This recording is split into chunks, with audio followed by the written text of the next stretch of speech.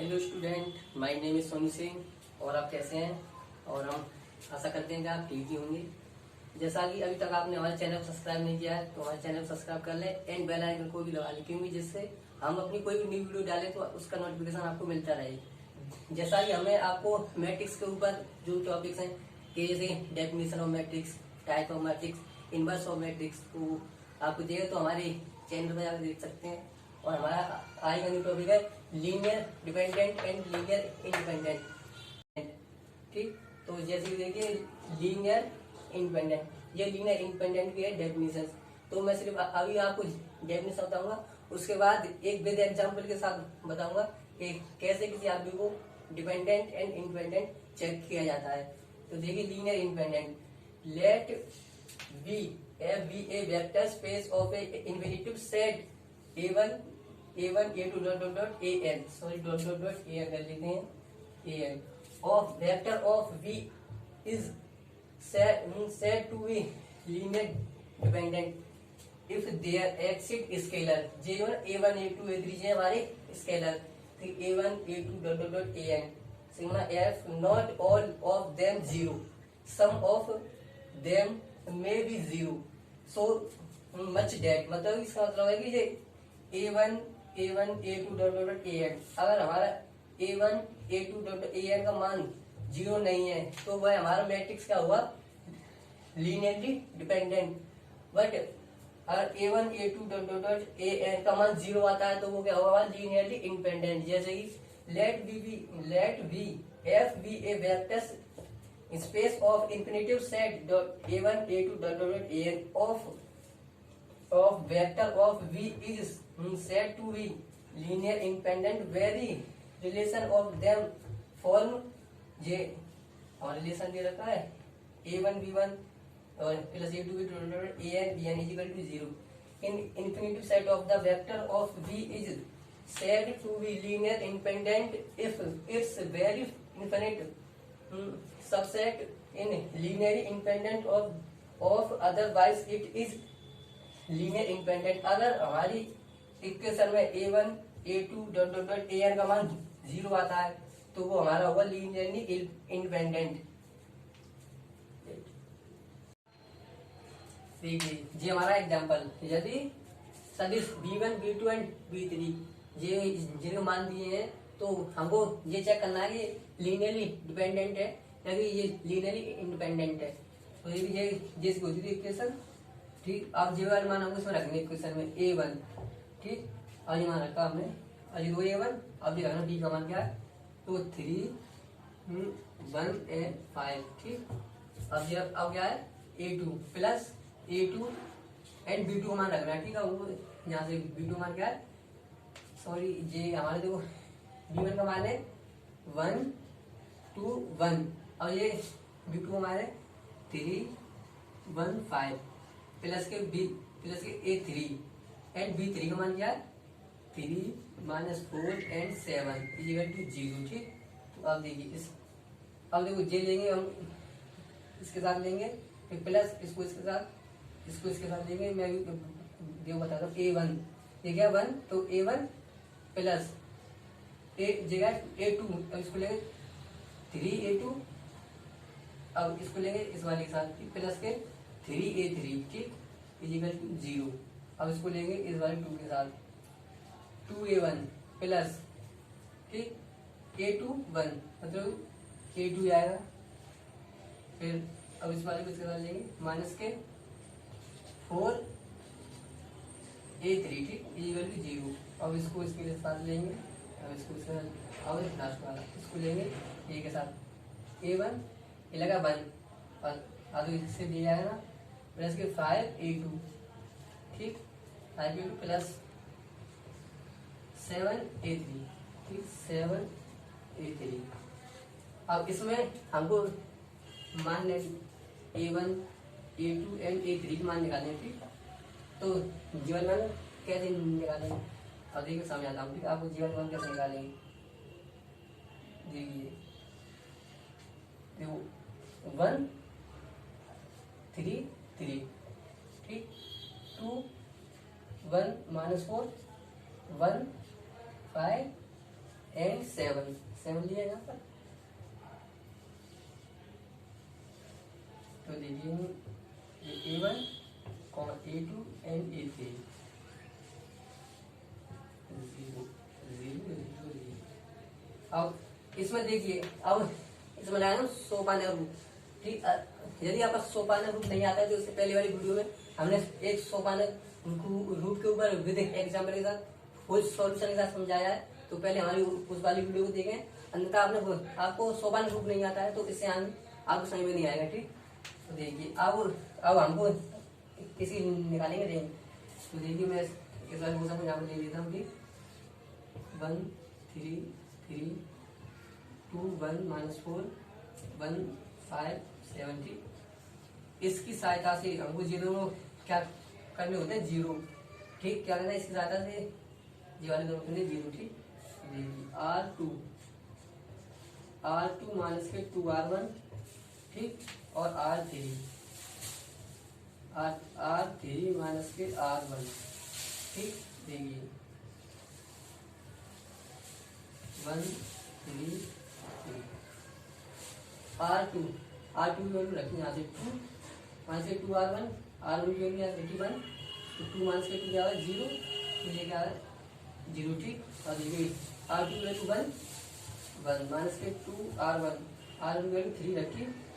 तो क्या है 1 माइनस के 6 इक्वल टू -5, ये क्या है -5। ठीक, क्या है जाएगा -5। अब देखिए जी R2 की वैल्यू यहाँ से रखी -4, फिर -2R1 की वैल्यू है 3, -4 -6 क्या हो जाएगा -9 -6 और क्या है -10। ठीक, तो आ जाएगा -10। एक बार चेक कर लेते हैं। यहाँ R2 की वैल्यू देखिए -4 -2 R1 की वैल्यू 3, तो 4 6 10। ठीक, तो क्या है -10। अब ठीक, अब जो है अब देखिए, अब इस वाली को इसको करेंगे 0 R3 माइनस R1। हमको सिर्फ इस वाली रो में से क्या करेंगे, ये वाली रो माइनस करनी है। R3 की वैल्यू 1 माइनस के R1 की वैल्यू 1 क्या है 0। अब जी जगह R3 की वैल्यू 5 माइनस के R1 की वैल्यू ऊपर से 3 क्या है 2। ठीक, तो क्या है 2। अब क्या R3 की वैल्यू रखी 7 माइनस के R1 की वैल्यू ऊपर से 3, तो क्या आ गया 7 में से। ठीक, 4 आ गया। देखिए 4 आ गया, देखा था 10। ठीक, अब देखिए, अब इसकी सहायता से करेंगे इसको 0। ठीक, इसकी सहायता से इसको 0 करना है सिर्फ। तो मैं इसको साफ कर दूं। अब करेंगे इसकी सहायता से बनाएंगे इसको 0। ठीक, तो कैसे बनाएंगे देखिए, इसकी देखो हम इसमें करेंगे 5 का मल्टीप्लाई और इसमें करेंगे 2 का। जीवन में 5 है, इसका करेंगे इसका मल्टीप्लाई और इस वाले 2 का करेंगे ऊपर वाले के साथ मल्टीप्लाई। तो देखिए R3 देखिए 5 R3 प्लस 2 R2। ठीक, हमने 5 कर दिया R3 के साथ मल्टीप्लाई और 2 का दिया हमने R2 के साथ मल्टीप्लाई। ठीक, जगह माइनस को देखिए 5 और ये R3 की वैल्यू क्या रखी 0, R3 की वैल्यू 0 रखी प्लस 2 जगह R2 की वैल्यू क्या रखी 0, तो 0 प्लस 0 आया। ठीक, 1 3 3 0 माइनस के 5 माइनस के 10 और जगह हम चेक कर लिया है 0, जगह है 0। ठीक, अब करेंगे इस वाले को देखिए 0 आ गया। बताता हूँ। ठीक, अब देखिए अब रखें जी वाली वैल्यू क्या है R3 5 गुणा R3 की वैल्यू है 2। ठीक, प्लस 2 R2 की वैल्यू है -5 गुणा n -5, तो 10 प्लस माइनस माइनस 5 10 क्या है 0 क्या है 0। ठीक, अब सेम इसमें लगाएंगे R3 की वैल्यू 4 प्लस के R2 एंड R2 की वैल्यू बस रखी माइनस के 10 क्या 20 प्लस माइनस 20, तो तो ये ठीक ये लिखा है 0। और देख इसकी रैंक क्या आती है 0, ठीक, इसकी रैंक आती है सॉरी, अब इसकी रैंक क्या आती है 2, ठीक। अब मैं अभी समझा था आपको, अगर 3x3 ऑर्डर के मैट्रिक्स की रैंक 3 से कम की आती है तो क्या होता है लीनियरली डिपेंडेंट। तो हमको इससे ये पता चलता है कि ये क्वेश्चन है ये क्या है लीनियरली इंडिपेंडेंट। बट हमको इससे नहीं चेक करना है, हमको सिर्फ A1 A2 A3 के मान से बताना है कि ये लीनियरली इंडिपेंडेंट है कि डिपेंडेंट है, ठीक। तो इसको साफ कर देता। अब देखो हम करेंगे इसके साथ मल्टीप्लाई, इसका इसके साथ एंड इसका इसके साथ, एंड सेम नीचे वाले का भी करेंगे ऐसे ही।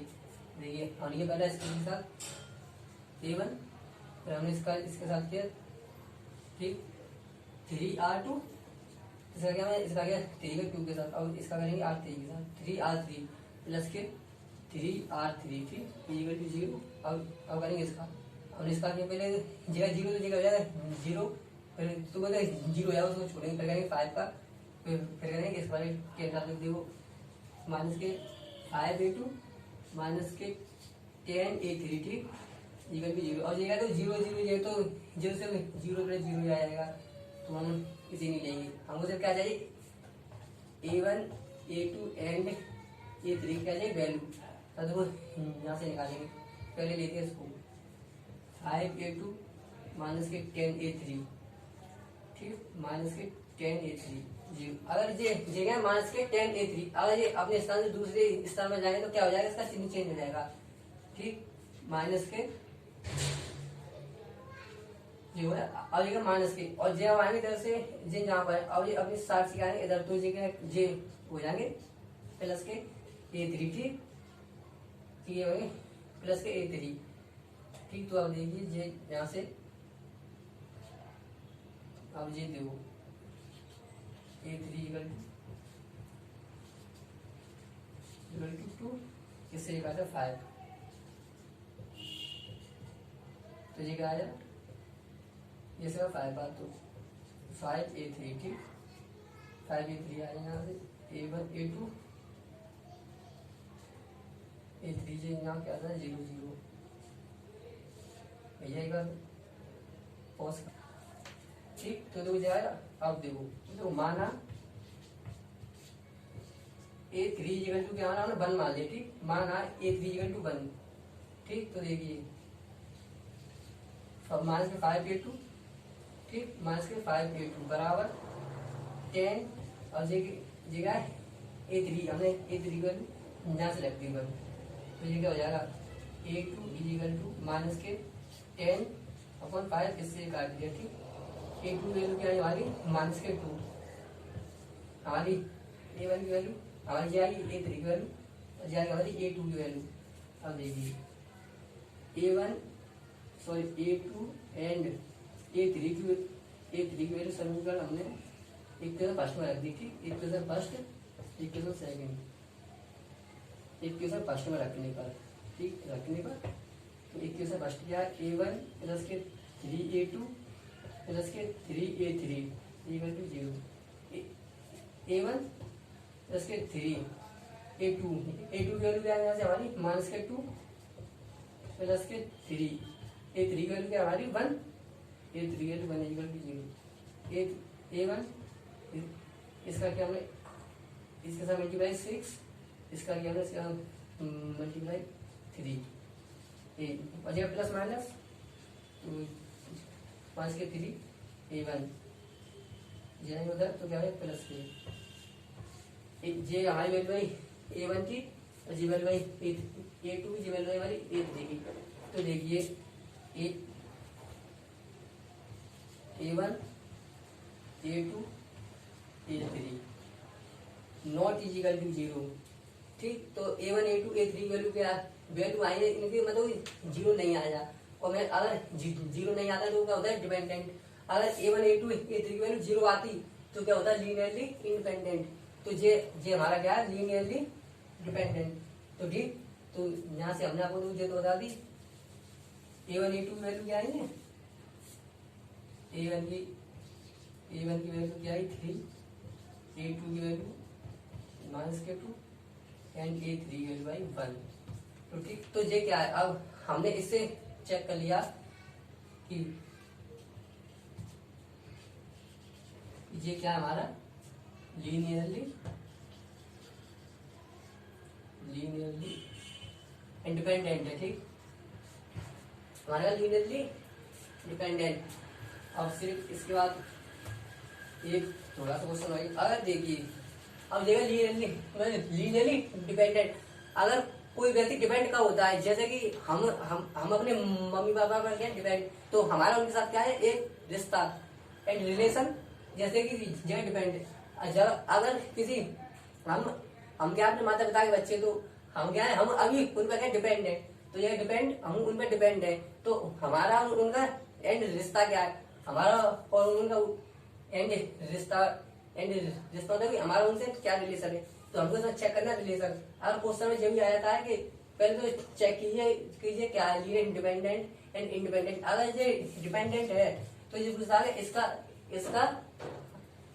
इसका रिलेशन भी हमको बताइए, ठीक है, इसका ऐसे क्या रिलेशन है। तो जो सिंपल है, हमको रिलेशन में कुछ नहीं करना, जो जी वाली क्वेश्चन है इसमें हमारी A1 A2 A3 की वैल्यू रखनी है सिर्फ, ठीक। सेम फिर वही इसका क्या होता है रिलेशन। तो ये क्या है, इस 3 की वैल्यू रखी है हमने, A3 की वैल्यू क्या है 3, इसमें रखी 3 की वैल्यू 3 एंड B1, ठीक, प्लस के A2 की वैल्यू रखी है -2, तो ये जे वाला -2 B2, ठीक, और फिर क्या वैल्यू रखी हमने A3 की प्लस के A3 की वैल्यू क्या है 1, तो ये ओनली B3, तो ये है इसका रिलेशन, ठीक। अगर यदि कोई आर्ग्यूमेंट क्या होता है डिपेंडेंट, अगर कोई आर्ग्यूमेंट डिपेंडेंट होता है तो उसका एक रिलेशन भी होता है, अगर वह इंडिपेंडेंट होता है तो उसका उसके साथ कोई भी संबंध नहीं होता, ठीक। तो सिर्फ आई लेना है क्वेश्चन, आगे समाप्त करते हैं।